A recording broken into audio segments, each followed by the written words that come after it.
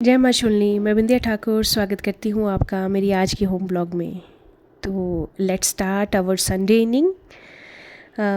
तो मैं तैयार हूँ आज बहुत दिनों के बाद आपके लिए एक ब्लॉग लेकर। और ये जहाँ मैं सेल्फ़ केयर की बात करती हूँ ना, तो वहाँ मैं अपने फेस केयर के साथ साथ अपने पैरों के ऊपर भी उतना ही ध्यान देती हूँ। Because I love my feet. यही तो हैं जो मुझे जहाँ चाहे वहाँ पहुँचा सकते हैं। और ये शूज़ मैं सिर्फ घर में ही यूज़ करती हूँ, बाहर नहीं ले जाती हूँ। तो इनको किचन में ले जाने का कोई इशू नहीं है इस तरह से। तो चलिए आज संडे स्पेशल में अब प्याज वाला परांठा बनाते हैं फिर से, क्योंकि बच्चों को यही खाना था।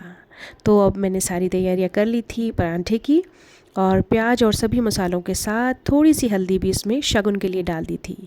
क्योंकि आपको पता है ना कि बिना हल्दी के कोई भी खाने की चीज़ नहीं बनती। और चाहे थोड़ी ही डालें शगुन के लिए, लेकिन हल्दी ज़रूर डालें। और ये स्पाइसी स्टफिंग तैयार है परांठों के लिए। अब झटपट बना दिए हैं मैंने परांठे, और सभी अपनी मर्ज़ी से खा रहे हैं जिसको जैसे खाने हैं। अच्छा, ये हम लेडीज़ के हिस्से में हमेशा लास्ट में और अकेले ही खाना लिखा होता है ना। सबके साथ है ये।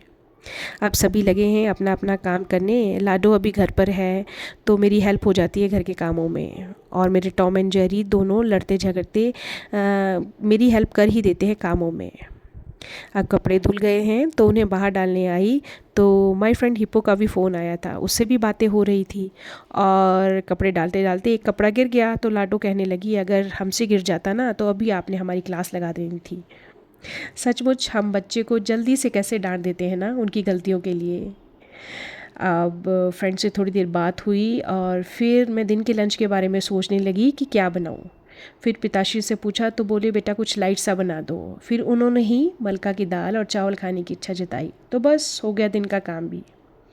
अभी शाम की बात है।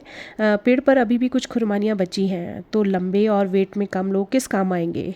तो लाडू गई है पेड़ों से खुरमानी निकालने।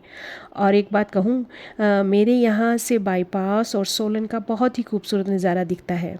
वैसे तो आप वीडियो में देखते ही होंगे, पर अगर हो सके तो कभी आइएगा, हम चाय ज़रूर पियेंगे। ये भैया सब्जी की होम डिलीवरी करते हैं, तो इनसे सब्जियां मंगवाई थी। बोल रहे थे बहुत कंपटीशन है मार्केट में।